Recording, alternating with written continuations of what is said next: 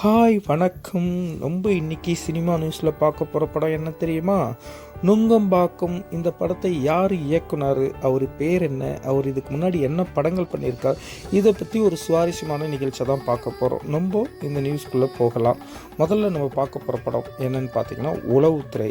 இது யார் டைரக்ஷன் பண்ணான்னு இந்த படத்தோட இயக்குனர் நம்ம ரமேஷ் செல்வன் சார் தான். அதாவது அந்த படத்தை எப்படி இயக்குனார் தெரியுங்களா?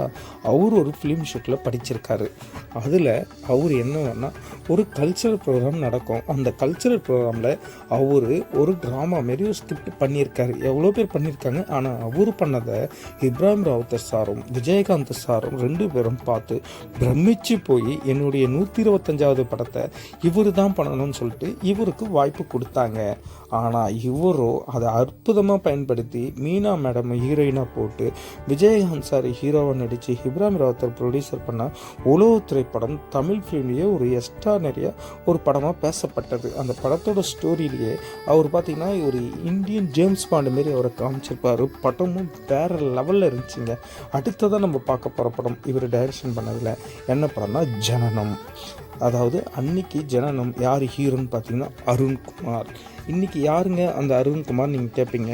அந்த அருண்குமார் யார் தெரியுங்களா? அவரு தாங்க இன்றைக்கி அருண் விஜயாக இருக்கிற ஆக்டர் அருண்குமார் தான் ஜனனம் படத்தை நடித்தாருங்க. ஸோ அந்த படமும் நல்லா பேசப்பட்டது. சோசியல் மெசேஜுங்க, நல்ல மெசேஜ் கொடுத்தாருங்க. அதுக்கப்புறமா இவர் எடுத்த படம் என்னன்னு பார்த்தீங்கன்னா பிரசாந்த் தமனா வச்சு ரன்பேன்னு ஒரு படத்தை எடுத்தாங்க. அந்த படம் 7 நாள் தாங்க ஷூட் போச்சு. ஆனால் அவர் தலைஞ்சு போகல. அதுக்கப்புறமாவும் அவர் முயற்சி பண்ணி எடுத்த படம் தான் கலவரம். இந்த படத்தில் யார் ஹீரோ அப்படின்னு பார்த்தீங்கன்னா சத்யராஜ் சாரும் சாந்தனு சாரும் 2 பேரும் சேர்ந்து தாங்க நடித்தாங்க. அந்த படமும் ஓரளவு. அதுக்கப்புறமா அவர் எடுத்த படம் தாங்க பாஸின் தலைவன். இந்த படம் அவருடைய 4வது படம். இந்த படத்தில் ஹீரோ யாருன்னு பார்த்தீங்கன்னா பாஸ் என்கின்ற பாஸ்கரன். அந்த டைமில் ஒரு படம் வந்துச்சுங்க, அதுதான் தலைவா. இளைய தளபதி விஜய் நடித்த தலைவா என்ற படமும் வந்துச்சு. ஆனால் இவர் தலைவன் ஒரு படம் டைட்டில் வச்சதுனால இந்த 2 படத்துக்கும் கிராஸ் ஆச்சு. அப்படி இருந்தும் இவர் தாங்க சக்ஸஸாக ஜெயிச்சு பாஸின் தலைவரையும் ரிலீஸ் பண்ணாருங்க. படமும் நல்லா பேசப்பட்டுச்சுங்க, படமும் நல்லா ஓடிச்சுங்க. ஆனால் இந்த படத்தோட ஒரு பெரிய ப்ளஸ் என்னன்னு பார்த்தீங்கன்னா, இந்த படத்தோட ஆடியோ லான்ச் சென்னையில் இருக்கிற காமராஜ் அரங்கத்தில் நடந்துச்சுங்க.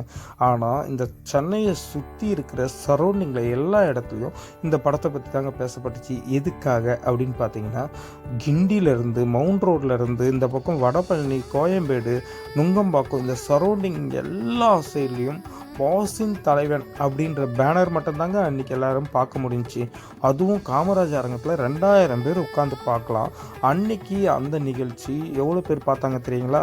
2850 பேர் பார்த்தாங்க. அதாவது இப்படி ஒரு ஆடியோ லான்ச்சு எந்த கேரளையும் யாருமே பார்த்ததில்லைங்க. 2850 பேர் இந்த ஆடியோ லான்ச்சை பார்த்துருக்காங்க. படமும் பெருசாக பேசப்பட்டு நல்லாவும் ஓடிச்சுங்க. இதுக்கப்புறமா அவர் எடுத்த படம் தாங்க வஜ்ரம்.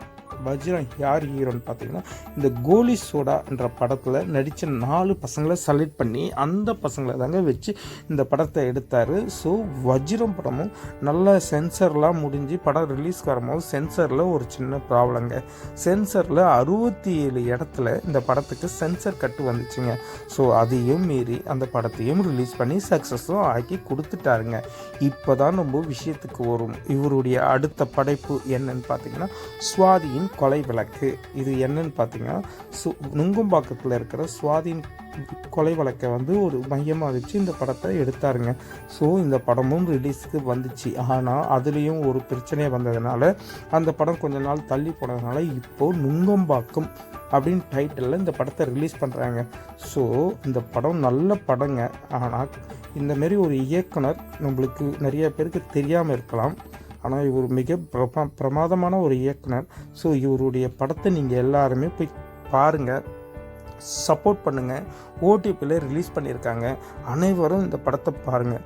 யாரும் டவுன்லோட் பண்ணி பார்க்காதீங்க. ஏன்னா இப்படி ஒரு இயக்குனர் நம்ம தமிழ்நாட்டுக்கு தேவை. இந்தமாரி இயக்குனரை நம்ம வாழ வைக்கிறோம். ஸோ அதுக்கு நீங்கள் சப்போர்ட் பண்ணுங்கள். எங்களுடைய நீனிகா மீடியா சார்பாக நாங்களும் இந்த படத்தை ஓடிபியில் தாங்க பார்க்க போகிறோம். நீங்களும் பார்த்து உங்கள் ஃப்ரெண்ட்ஸ் எல்லாருக்கும் ஷேர் பண்ணுங்கள். இந்த படத்தை ஓடிபியில் பாருங்கள். ஸோ இன்றைக்கி நான் சொன்ன விஷயங்கள்லாம் உங்களுக்கு பிடிச்சிருக்குன்னு நினைக்கிறேன். இன்னொரு நாள் உங்களுக்கு இதேமாரி சினிமா நியூஸோடு சந்திக்கிறேன். உங்களிடம் விடைபெறுவது உங்கள்